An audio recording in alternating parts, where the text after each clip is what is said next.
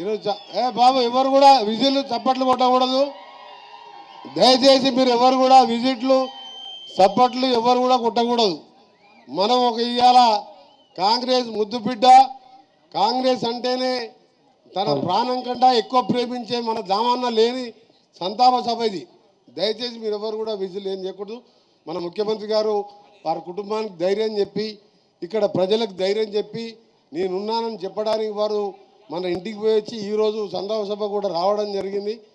ఈరోజు నిజంగా నల్గొండ జిల్లాలో ఒకే ఒక్కడుగా 85లో ఒకే ఎమ్మెల్యే ఉండి 12 కాన్స్టిట్యూన్సీ తిరుగుతూ కాంగ్రెస్ పార్టీ కోసం తన రక్తాన్ని దారం పోసి ఈ ప్రాంత అభివృద్ధే కాదు, కార్యకర్తలు అప్పుడున్న దౌర్జన్యాలలో కార్యకర్తలకు అండగా ఉంటూ మనకు దామన్న అంటే తెలియని వ్యక్తి లేడు.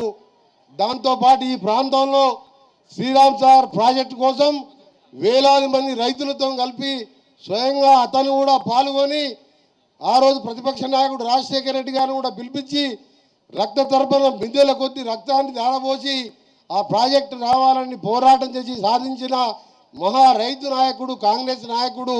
నిజంగా దామన్న లేడు లోటు ఎవరు కూడా తీర్చలేడు ఆ కుటుంబానికి.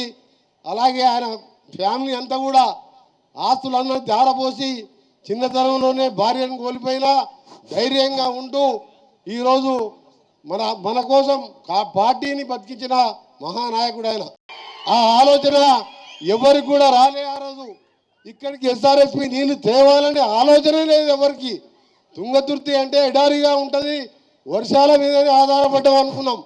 కానీ ఆర్ దామోదర్ రెడ్డి గారు ఆ రోజు దామన్న సాధించింది.